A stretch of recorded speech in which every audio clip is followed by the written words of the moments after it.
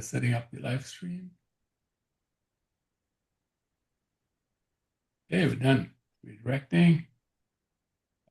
Right, there we go.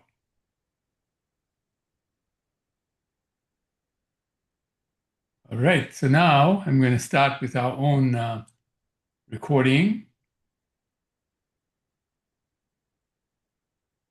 Great. Well, welcome everybody. So we'll get started with the traditional lighting of the lamp.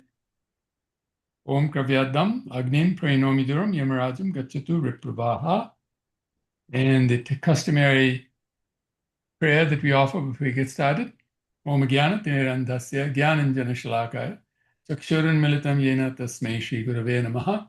I was born in the darkest of ignorance, and by the sweetest graces, my spiritual master, my darkened eyes were opened with the salve of love in the form of transcendental knowledge. I offer my respectful obeisances, gratitude, and homage to him. Hare Krishna. Wonderful.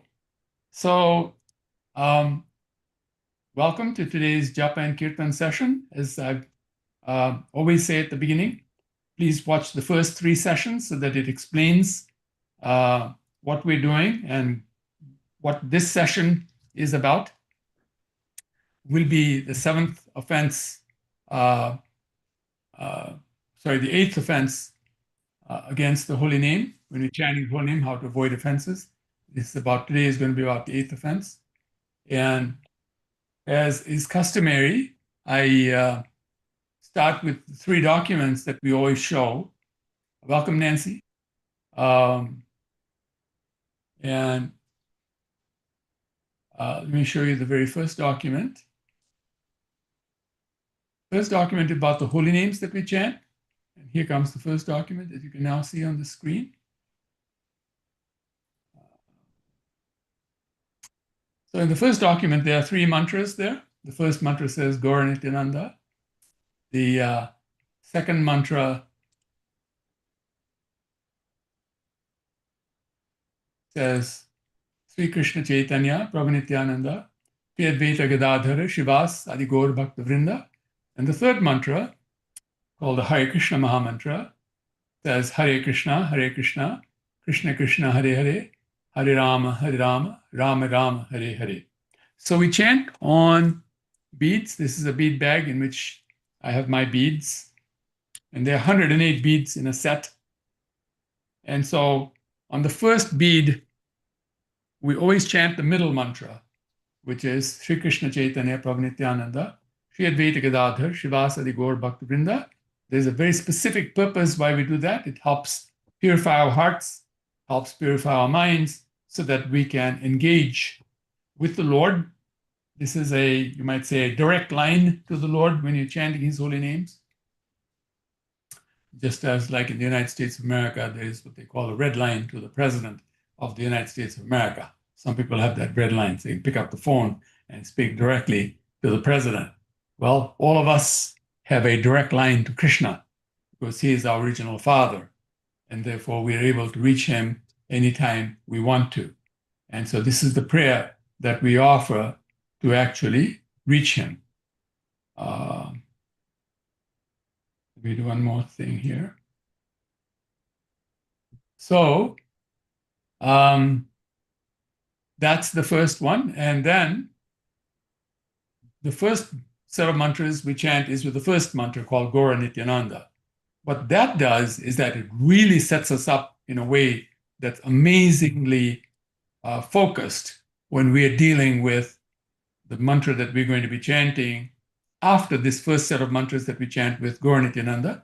So basically, the first time we chant on the beads, we pick up the beads. On the first bead, we chant Sri Krishna Chaitanya Prabhu Nityananda, Sri Advaita Gadadhar, Shivasadi Gaur Bhakta Vrinda. And then, again from the first bead to all the 108 beads, we chant Gaura Nityananda, Gaura Nityananda, Gaura Nityananda. Each time we say Gaura Nityananda, we move to the next bead like that. So 108 times Gaura Nityananda. Once we finish that, then we start with the Hare Krishna Maha Mantra. And again, the first bead we always chant Sri Krishna Chaitanya Prabhu Nityananda, Sri Advaita Gadadhar, Shivasadi Gaur Bhakta Vrinda. And then chant on that bead and every successive bead the Hare Krishna Maha Mantra, Hare Krishna, Krishna Krishna, Hare Hare, Hare Ram, Ram, Hare Hare, on the first beat. Then on the second beat, again, Hare Krishna, Krishna, Hare Hare, Hare Ram, Ram, Hare Hare. And how we do that, kinesthetic way of chanting and all that, explained in the first 3 videos. That we started the first video on the 23rd of July. Go back to that video and see that video, and then the next video after that, next video. Within the 3 videos, you'll get a very good idea of why we're chanting, how to chant, why do we light the flame before we start, what does the mantra say, what does it mean, why do we say the prayer, why do I say I was born in the darkest of ignorance, and by the sweetest graces of my spiritual master, my darkened eyes were opened with the salve of love in the form of transcendental knowledge. So, things like that. Why do we say that? What is the significance of those? And how it is very powerful, amazingly powerful. Because we're dealing with a topic here that is a transcendental topic, which means it transcends the senses, the mind, the intelligence, the ego. And so it deals with the soul, which is transcendental, and the origins of the soul, like that. Having said that, the second document that I show is the document that talks about the amazing, compelling outcomes, benefits, and emotional triumphs of chanting the holy names of the Lord. And now you see that on the screen. And you can, at any time, for those of you who are watching on YouTube, when you finish this one presentation, as soon as that is an archived version, you can freeze the YouTube presentation at that time so that you can read the document properly. In that document, we are told that, and this is from the Lord himself, by the way, saying that there is all victory for one who chants the holy names, holy name of Krishna, Lord Krishna. Krishna is the name of God, meaning he's all attractive. God has many names, Christ, Allah, Jehovah, Buddha, Vishnu, Ram, like that. So there's many names. And so depending on the culture you come from, you can chant that name. And in the Vedas, which are the original texts that explain the purpose of life, the meaning and purpose of life, and the very first texts that came out in writing around 6,000 years ago, prior to that spoken and passed down by word of mouth for many, many billions of years, nay, actually many trillions of years. We record history way back to 711 plus trillion years. I know that's going to blow some of you out of the water, and you might stop the video right here and say, well, that's crazy, and I don't think you want to hear any more crazy talk. But it's not crazy, it's real. And the proof of it is when you chant the Maha Mantra, Hare Krishna, Krishna Krishna, Hare Hare, Hare Rama, Rama, Hare Hare, particularly in the association with devotees, and avoiding the 10 offenses to the holy name, you will feel the presence of the Lord. You'll come to know the Lord personally. It's just like seeing a person face to face. That's exactly what will happen. So this is why these talks are very important. And today we're going to talk about the 8th offense. We've already spoken about the 7 offenses. Prior to this, we're talking about the 8th today. After that, there are 2 more, the 9th and 10th. If we avoid these 10 offenses, we come to what is called the 3rd stage of chanting. In chanting, there are 3 stages. The first stage is called the offensive stage, where we cause a lot of offenses while we're chanting. And those offenses are the 10 offenses that we're speaking about. Naturally, they're going to happen because we're conditioned to material life. Material life is life that leads to 2 things, misery and instability. Ultimately, that's where it's headed. That is why we see in this material world a lot of misery happens and there's a lot of instability. And particularly in this age, which is one of 4 ages that cycle, this 4th age is called the age of quarrel and hypocrisy, Kali Yuga, K-A-L-I, Yuga, Y-U-G-A. This is the age of quarrel and hypocrisy.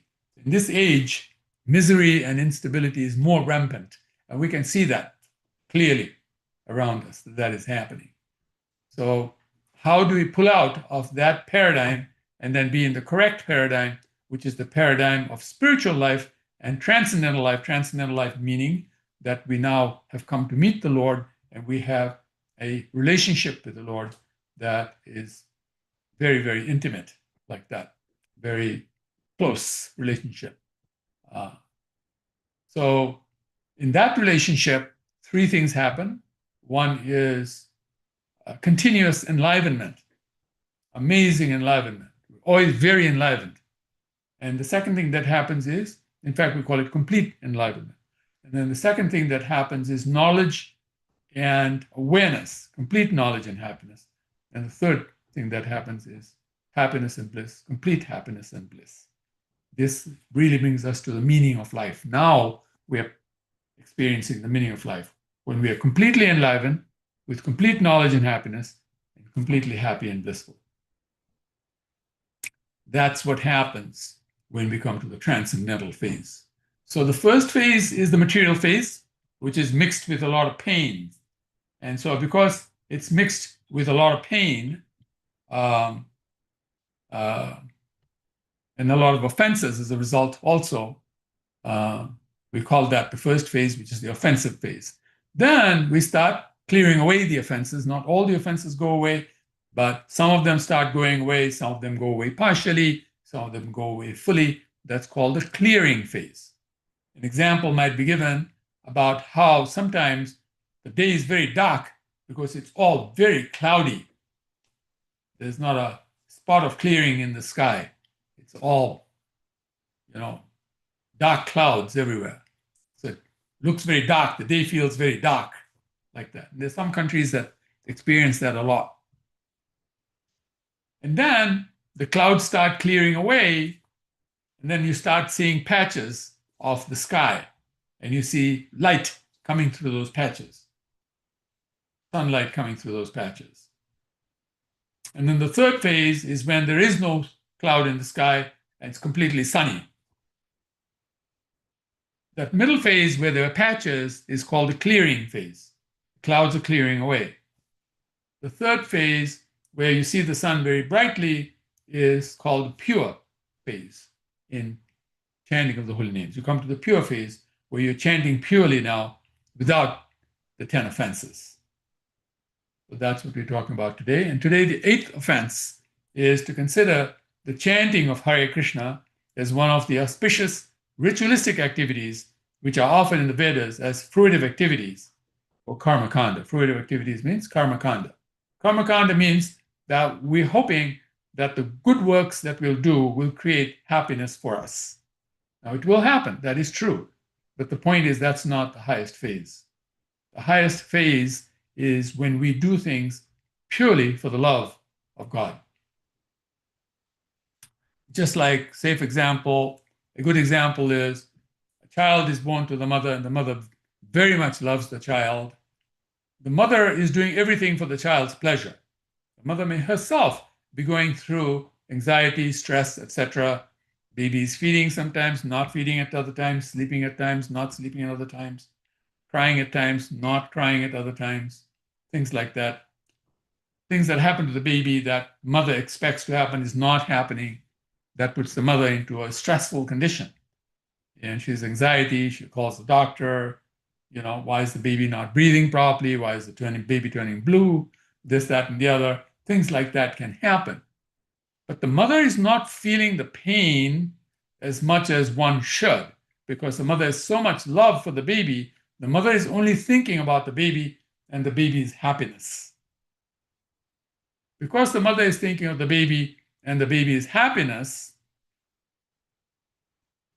we see that actually the mother is very enlivened in serving the baby. So in the same way, if we serve the Lord for the Lord's pleasure, now you might say, well, why would the Lord be in any pleasure? He's already a very happy person. No, he does have a lot of affinity for our love. When we love him, it really makes him happy. It really pleases him. That's just very natural. And that's why we feel the same way. If people love us, we feel happy, naturally feel happy. The Lord is the same. The Lord is the original. We are considered to be like reflections. We're not, we're real persons. But the example is given of the original and the reflection. If you want the reflection in the mirror to be happy, the original has to smile. The person outside the mirror has to smile for the reflection in the mirror to be smiling as well. So it's an example that's given so that we understand that the focus should be the Lord's pleasure, the Lord's happiness. Hence, in this offense, it is said to consider the chanting of Hare Krishna as one of the auspicious ritualistic activities. These are auspicious ritualistic activities. Why? Auspicious so that they give us piety. What does piety give us? Piety gives us intelligence and nobility. Intelligence so that we can understand things properly. Nobility means some stature so that we feel that we're making progress. Just as in an education system, we go through grade 1, grade 2, grade 3, like that, elementary school, middle school, high school, university. We're making progress. Our stature is getting better over a period of time. So life has that at the metaphysical stage of life. Piety, intelligence, and nobility. These things are supported by auspicious ritualistic activities. But that is not why we chant Hare Krishna. Hare Krishna is beyond that. Hare Krishna is considered postgraduate. You don't become a PhD and then start every day going to elementary school or pre-K and singing A, B, C, D, E, F, G, H, I, J, K, L, F, L, M, N, Q, whatever it is now. I've forgotten what the alphabet was at one time. But the point is, we don't start singing the alphabets. Or 1, 2, 3, 4, 5, 6, 7, 8, 9, 10. We don't do that anymore. We've progressed to a PhD level. There is knowledge there that is very important, that has been drawn from the earlier knowledge, but has now risen in its status, in its efficacy, in its proficiency, in its ability to deliver massive value. This is what Hare Krishna does. The chanting of the Hare Krishna Maha Mantra does. So, our point is, the point here in this eighth offense is not to consider, not to think of, not to understand in any way that the chanting of Hare Krishna was meant as an auspicious ritualistic activity, which the Vedas offer for karmakanda, which means progress at a basic level of human life, which is called metaphysical life, where the senses, the mind, the intelligence, and these four are nourished and helped. That's the metaphysical level. Then we rise to the overtly spiritual level, where the intelligence, the insecure ego, the consciousness, the secure ego, the soul, and the all-pervasive energy of the Lord, these are operating. That's called the spiritual level. There, people focus on sacrifice, austerity, and charity, these three things. Then they rise to the highest level, which is the transcendental level.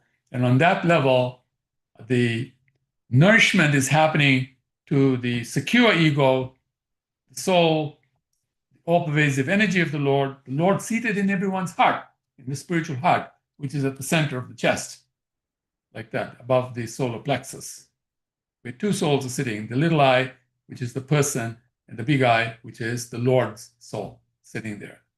And the Lord wants us to connect with him internally. Then we'll connect with him externally as well, properly. And the final level of this experience of rising to the highest level, the highest transcendental level, is called the Supreme Absolute Truth, personality of Godhead, person God, like that. This personal feature is not the same as we as persons, because we as persons are infallible. We are fallible. We can make mistakes. The Lord is infallible. His body is also infallible. Our bodies are fallible. They're subject to birth, death, old age, and disease. The Lord's is not. The Lord's is transcendental. It is always ever fresh. The Lord's body and his soul are non-different. Our body and soul are different. The body is temporary. The soul is eternal. Like that. So this offense is very important, especially because when we chant Hare Krishna, sometimes we consider that we are chanting purely, but we have agendas, internal agendas, and sometimes not so subtle agendas that have nothing to do with the pleasure of the Lord. It is simply about us enjoying, some type of credit, recognition, some type of material pleasure, or some type of resources, many, many different types of resources, subtle and gross resources like that. These are karmakanda. This is at the metaphysical level.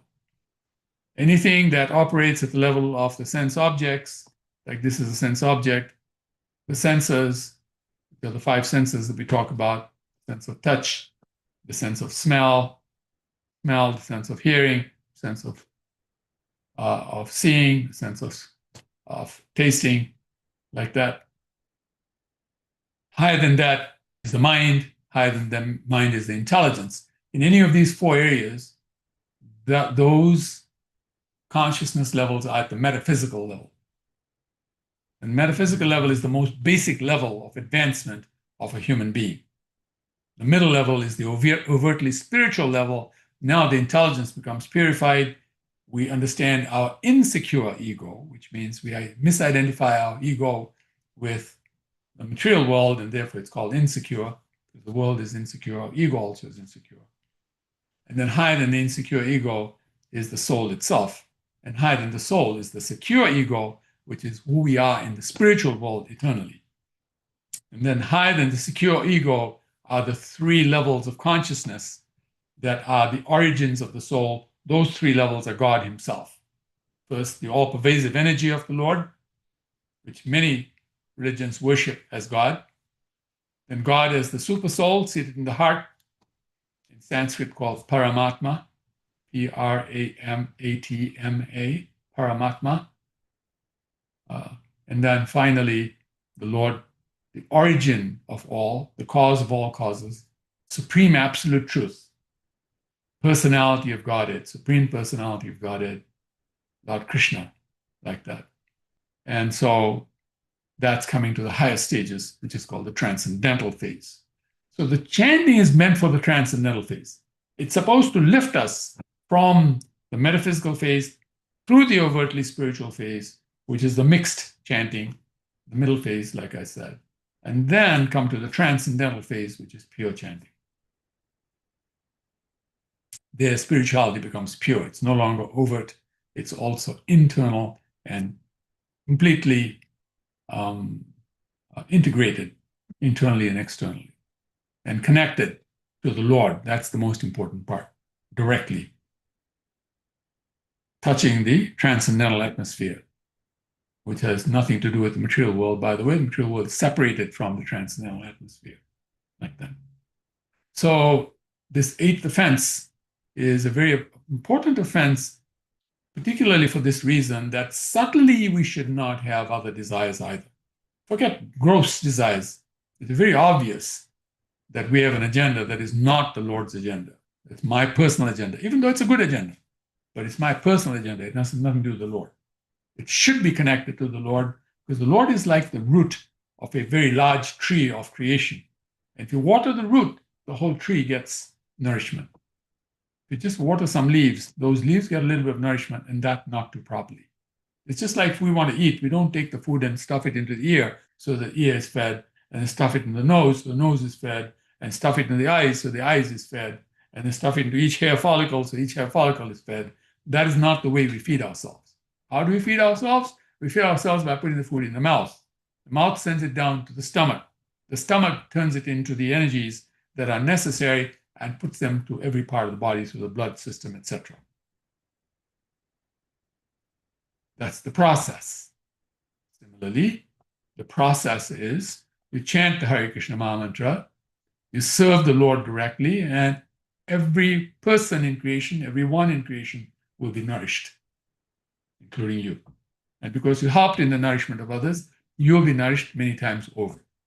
That's what we call 10x, 100x, 1000x. Not that you made 10 times more money and that's called 10x. That's not 10x. That's just your idea an illusory idea of 10x. And people say, I love that illusion. Yeah, you can love it. And then you die with nothing really in your hands. And you come back and repeat the process. And because you took a lot of money from some people in this life, you repay them in your future lives. And you have to repay with interest. And the Lord's interest rate is a lot higher. It's not the Lord's interest rate, it's Mother Nature's interest rate is much higher than any of the Shylock, lenders we have in this world who charge 50%, 60%, 100%, 200% like that. The Lord's goes over 1,000, 10,000% like that. The material energies interest rate. Because you took, you have to repay. You cannot take somebody else's portion of what they have. We might say we're serving them, so we obviously need to be paid. Of course, you should, but not paid to the extent that you have more money than you need, and therefore all the pain that is going to be created with that extra money. You might say, I don't create any pain. I only look after my family, this, that, and the other. That's what you think, but actually what is happening, if you came to realize transcendental knowledge, you'll realize how far you are from the truth, why you're in a lot of ignorance. And this is what transcendental knowledge is meant to correct. So this is the message for today. Avoid the 8th offense. Tomorrow we'll talk about the 9th offense. To instruct a faithless person about the glories of the holy name, because most people are faithless. And so to explain what I just said to them will actually cause offenses to the holy name, because they'll reject the idea. In fact, they'll say it's not true. And as a result, cause a lot of pain to themselves. And my purpose in speaking is not that others should cause pain to themselves. I'm really speaking to the faithful, to the people who are ready to hear the truth and learn it, understand it, apply it, and help others with that truth. That is the process. And for those that I'm speaking. For the others, you can switch off anytime you like and continue with your merry material world activities and learn the lesson the hard way. That's just the honest truth. 97.7% of the people in this world learn the hard way by the school of hard knocks. That's why we've lived billions of lives. That includes me. Fortunately, in this life, I came across some persons who actually gave me the correct message.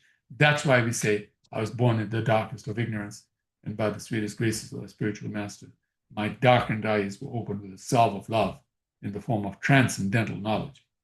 That's why we offer respectful obeisances, gratitude, and homage to him. So then we'll speak about the 10th offense, which in some ways is the most difficult one to overcome.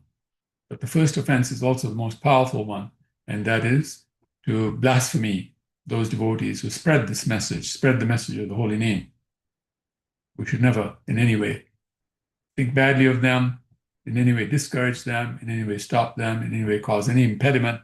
Just the opposite. We should contribute as much as possible so that they can do that enthusiastically and grow their enthusiasm in doing that. Thank you so very much. I'll ask if any of you'd like to ask any questions. We've still not linked the chat to my Zoom at this point, but we will at some point in the future, and then we'll start answering questions from YouTube as well, YouTube viewers. But for now, those of us who are on Zoom, please ask. And I see Auric putting up his hand. Auric, please unmute and ask your question. I have a series of questions, not quite completely formed yet, but Sure. they would be what I would consider beginner questions. Yes. Everybody else that I know on here probably will look at them to them, they would be, duh, and I don't want to bother them with No, it. it's not like that. It's not like that. It's amazing how even when you ask the most basic questions, it confirms what people know, and sometimes when the clarity is not there, the clarity comes. So there is no such thing as a basic question. Please, so go ahead. Are we on for tomorrow night? Same thing. Not tomorrow night. Tomorrow night we have a program in Irving that starts at around 6 o'clock, and so this program will live cast that program that goes on for 2 hours. This is just half an hour. But on Sunday, we will continue with the 9th offense. Okay. Yes. I'll save them for then. Okay, sure. We can do this on Sunday when you ask that question. Thank you very much. Thank you. All right, Nancy, do you have anything you'd like to say? Or... No, not yet. Okay. All right. Well, thank you all very much. Really appreciate you coming on. And of course, those who are listening today on or seeing this on YouTube. And of course, those who will be viewing this into the future. Thank you all so very much. We wish you the very best in your lives. May the Lord be with you. And may your lives be filled with happiness and success. Thank you very much. Hare Krishna.